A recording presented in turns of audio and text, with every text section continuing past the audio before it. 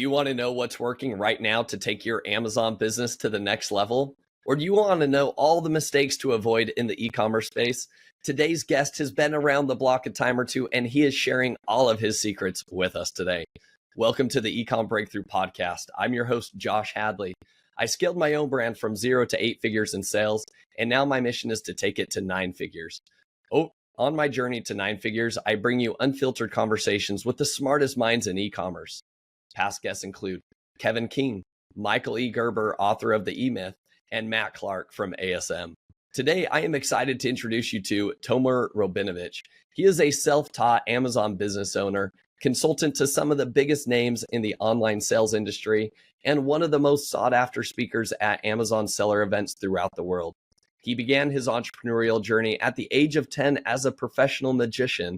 He studied economics and business in college, and he later launched his first product and established a thriving Amazon business based on observation, iteration, and the unique ability to simplify the complex.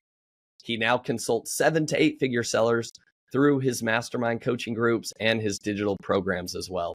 With that introduction, welcome to the show, Tomer. Hey, Josh, very good to be here. Tomer, excited to have you on the show. I know people have been following you and your teachings, and you've been on a lot of podcasts. You have a book, you have your own mastermind course, etc. So you're well respected in this space. So I'm excited to have you on the show today, and I'm excited to dive into what's actually working today. I think one of the best advantages you have, Tomer, is that you're consulting 7 to 8 figure sellers, and a lot of them on that point.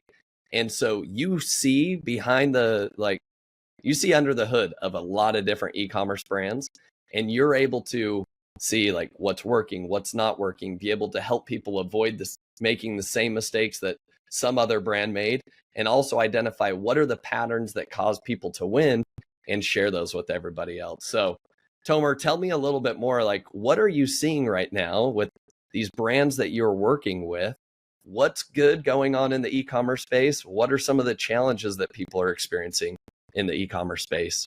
Yeah, so I think one of the biggest challenges is Amazon being Amazon, meaning that it's getting more and more difficult to succeed on Amazon alone. And I think more and more sellers are trying, and I emphasize that we're trying to expand outside of Amazon, going to Shopify or TikTok. Usually it fails, as you probably know yourself as well. It usually doesn't work out the way they planned. And I think it happens for a variety of reasons, but I would say that's one of the main challenges now.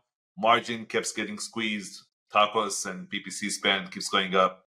So, and also launching new products, I think is very difficult these days. And that's what I'm seeing across the board for sellers. Yeah.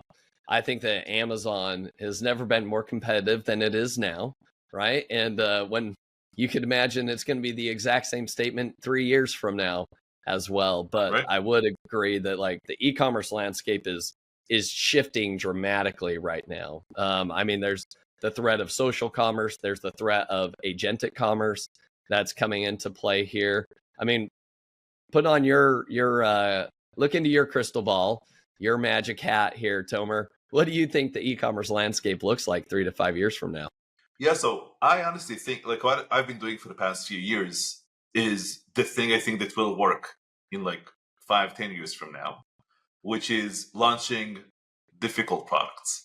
There is something I call the impossible product formula. What that means, when we started in 2014, 2015, a lot of the listeners you have on this podcast, we could just launch pretty much anything on Amazon and it will do well. And then we were told, well, you need to launch a nice packaging, 2016. Then we were told you need to launch some heavy products because no one does that. So you need to launch those. Then we were told you need to expand to Shopify or you need to do TikTok, or each year there's this new thing. Right now it's you need to go into AI and launch your products on ChatGPT.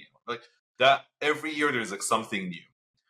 What I think will always be true is launching impossible products that have barriers to them. And when we started selling, it was just find a simple product you can launch, an easy, simple, light, cheap, whatever. And no, you need to go after difficult stuff, electronic or FDA, or it's flammable, or it's patented or whatever, or it's very big and bulky and it's like difficult to ship and maintain and stuff. So if you can go after any type of those products that have very high revenue per month on Amazon, so I say it's usually over $1 million a month in sales in that niche, and then you just go and attack that product from every single angle, and AI is great for that, to do like the necessary product improvement for that product. So that's what I teach for the past few years. It's also in my book, like the similar methodology.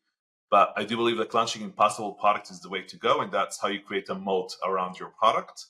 And you don't have 100 competitors as soon as you launch, and you're not fighting. So I say I want to fight only once, figuring out the product, and then I don't need to fight every day with my competitors all around me.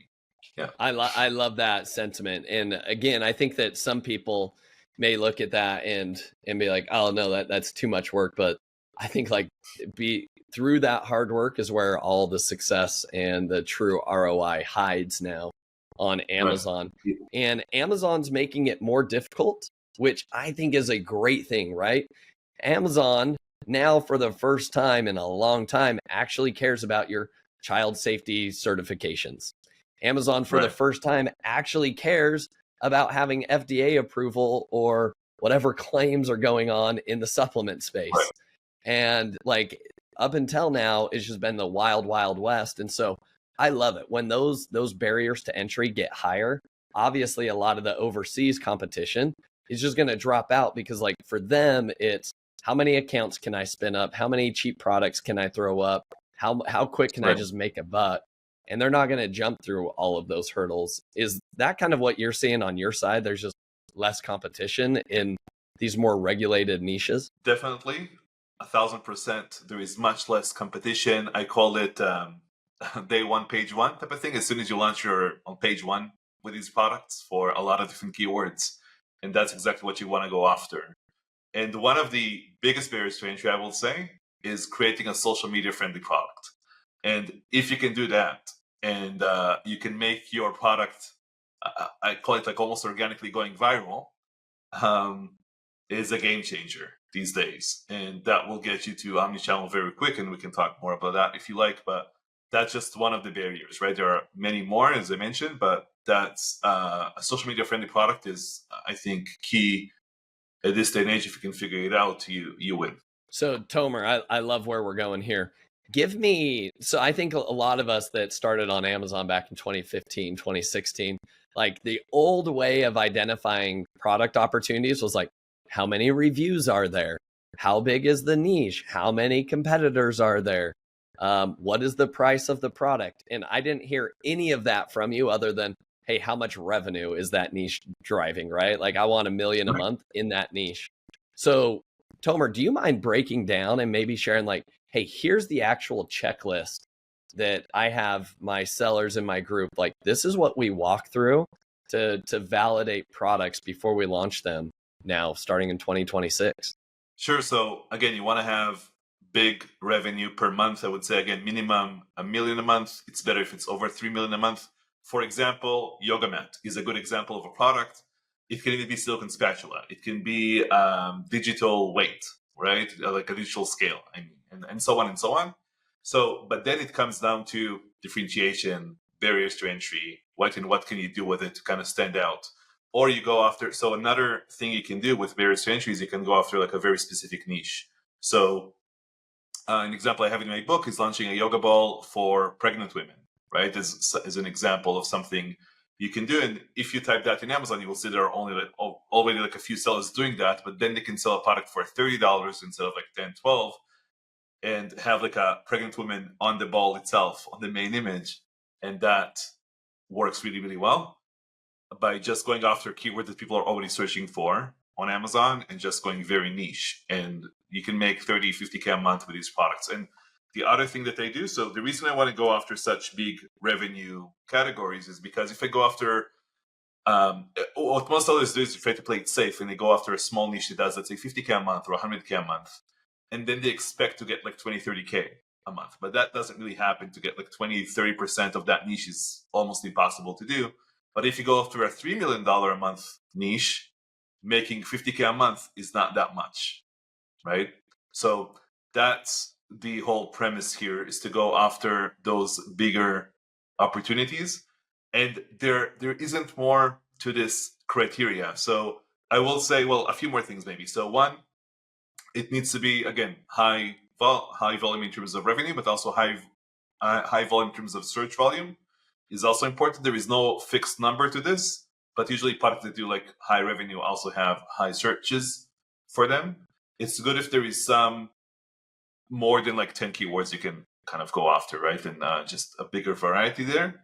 I will also say want a very high quality product where premium can matter. So that's just an added value there. So if it's, again, a yoga ball, I think people will pay more for like a premium version of that. But if it was like disposable cups, I don't think going premium will actually make sense, right? For that type of product, for example. So, and also anything like people can resonate with when it comes to stand behind that product, and it's easier to build a brand around, that's better. But because we're talking to probably existing sellers here, so if you are a beginner seller, forget everything I just said, go after something simple, light, whatever. Just launch whatever product you want and then build a brand after that. But if you're already experienced, you already have your brand, you already have your niche, just what I see again, so many sellers are just going after the same 10, 20K a month products. And I think that's wrong. I think they should go after much bigger fish out there. And instead of launching 5, 10 products, just launch 1 or 2, but go big, right? With whatever you're going after. And I think also if you want to sell your business, it's so much better to have 50K, 100K a month products than a whole bunch of 10, 20K a month products. Love it. I think that's a great summary. And I think your point of, hey, if you're a new seller and you're just trying to make some money, like, okay, go back to the old school way of like, all right, just find a niche, might be small and light. It's going to be like shark infested waters over there, very competitive, but like, see if you can make some money here. And I like that strategy as well. I think there's like 2 options, right? If you're new and starting a new brand, you can either come with a lot of capital that allows you to like really go into serving some of these bigger niches, right? Because if you're trying to target a 3 million plus per month niche, you're going to need to come in with a higher PO, right? You're going to be expecting to sell a few thousand units a month. So if that's the case, like your original like PO from your manufacturer is going to be a lot bigger, which means you got to have the capital for that. In addition, your cost per click, like your advertising budget needs to be higher because you're going to be spending more money. There's more search volume for those type of products. So right. If you can come to the market with a war chest, then great, start there. But if you're just starting with like, hey, I'm working a corporate 9-to-5 job already, I'm barely making it ends meet, I have a shoestring budget, then launch small. But here's the most important thing is you just continue to recycle that capital. So stick with your 9-to-5 job, but then recycle that capital. When you get profit back from that product, then go take it up to the next level. If it was 10K a month, now go up to 20K a month, and you continue Right. to ladder up. And that's kind of the playbook. Yeah, and Josh, I know both of us have kept our day job for a while until we quit. Like it took me 2 years to quit my day job, before I went all in into Amazon. And I didn't have any kids back then. It was a lot easier for me. I could take like big risks. And I think a lot of people starting now might have, more liabilities and more stuff they need to be in charge of. So it's always more difficult, right? Once you have more risk and stuff. So definitely, I think this business, mostly when you start, you just wait to hear back from suppliers and to hear back from what's going on. So as you ramp up, I think definitely this is like a full-time business and profession and stuff. So you want to take it seriously. Yeah. Tomer, you briefly mentioned it, but you want to launch a product that's social media friendly. What does that mean? And how do you identify something that's social media friendly? So there are 2 types of barriers to entry. There is natural barriers, and then there are unnatural barriers. So a natural barrier, for example, is if I would tell you I would launch a thermometer, it needs to be FDA approved by nature. So naturally, a thermometer already has a natural barrier to entry.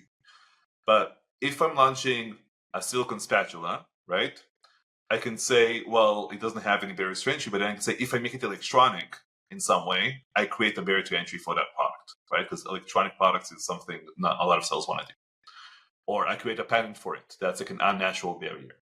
So social media friendly products, for example, are most consumables, like beauty products, supplements, because someone can hold that product up and say, this changed my life. I feel so much better. And that like resonates with a lot of people.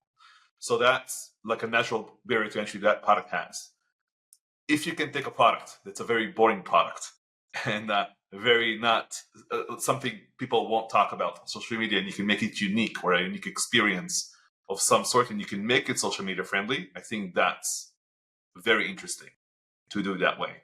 Or you take a supplement and you make it giftable, or you take any type of product and you make it something that it shouldn't be. I think that's the unique aspect. What I always say is, when I work on products, I want my products to be better, but I want my experience to be different than everything that exists out there in terms of packaging, in terms of inserts, in terms of anything the customer experiences while using the product. I just want that always to be as different as I can to stand out. And when I think about this concept of someone opening up a product, I have like one chance to get their attention, but they're fully focused on me. They are not using their phone. They're not like, if you watch Netflix, you might be on your phone at the same time. This is not that. They're just focused on you, on your product, on the packaging itself. So you have this big opportunity to create a very unique experience for them. And if you can make the product demonstratable, giftable, and the list goes on to make it social media friendly, that's exactly what you want to do. And it's, to me, the most interesting part is to find products that are not naturally social media friendly, to make them social media friendly, or to make them even more social media friendly. So that's what I'm after. I got it. Makes a lot of sense. And again, it increases that barrier to entry. And as you mentioned, like allows you to maybe expand into omni-channel a little bit easier.